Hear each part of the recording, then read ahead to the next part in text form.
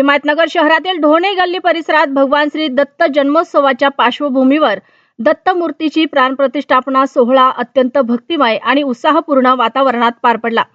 बालयोगी व्यंकटस्वामी महाराज यांच्या शुभ सानिध्यात हा मंगल सोहळा संपन्न झाला। प्राणप्रतिष्ठापना विधी दरम्यान परिसरात आध्यात्मिक वातावरण निर्माण झालं होतं। भजनाच्या तालासुरात आणि श्री गुरुदेव दत्तच्या जयघोषात मोठ्या संख्येने भाविक महिला पुरुषांनी उपस्थित राहून दर्शन घेतलं। यावेळी विविध पक्षांचे राजकीय नेते, लोकप्रतिनिधी, पदाधिकारी, समाजातील मान्यवर, पुढारी तसेच दत्त भक्तांनी मोठ्या प्रमाणात हजेरी लावून कार्यक्रमाला उत्साहपूर्ण स्वरूप दिले। प्राण प्रतिष्ठापनेनंतर महाप्रसादाचे आयोजन करण्यात आले होते।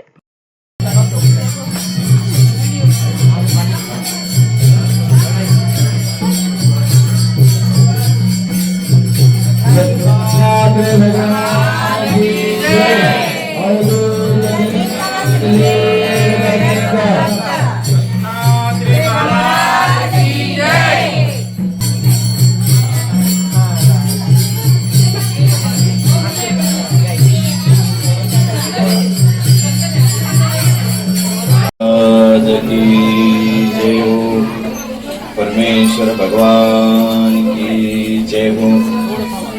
पवन सुत हनुमान की जय हो। बरे कथा मूर्तीची प्राण प्रतिष्ठा झालेली आहे।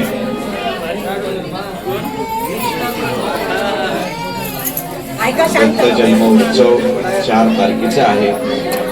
त्याच्या अगोदर मंदिरामध्ये मूर्तीची स्थापना विधिवत चांगल्या तऱ्हेने झाली। तुम्हा सद्भक्तांना देवा दत्ता नामस्मरण करण्यासाठी दत्त पौर्णिमेच्या निमित्तानं दत्त मंदिर तुमच्यासाठी तयार झालेले आहे। दत्तात्रयांचा जन्म सुद्धा तुम्हाला 4 तारखेला करता येते। सर्वांनी नामस्मरण करत राहावं। नामस्मरण देवा दत्ता हे अखंड दाता तुमच्यानं शक्य झालं तर 2-3 दिवस रात्रंदिवस नामस्मरण सगळे करावं। का तर दत्तात्रय महाराजांचा जन्मोत्सव साजरा करायचा आहे।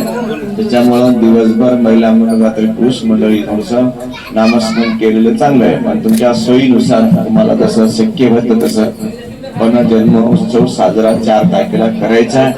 त्याच्या अगोदर मूर्तीची स्थापना झालेली आहे आणि सर्वांना खूप खूप आशीर्वाद। भगवंताचं नामस्मरण करण्यासाठी काहीतरी माध्यम लागते। ते माध्यम म्हणजे मंदिर, तिथं प्रार्थना करता येते। त्या निमित्ताने मंदिराचा जीर्णोद्धार केलेला आहे। तुम्ही सर्वांनी नामस्मरण करत राहा। लक्षात असा तुम्हा सर्वांना आशीर्वाद। आणि सर्वांनी थोडस देवादत्ता म्हणा। देवादत्ता दत्ता देवादत्ता दत्ता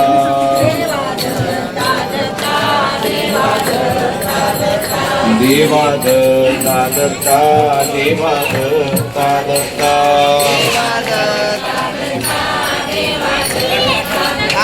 देवादत्ता दत्ता देवादत्ता दत्ता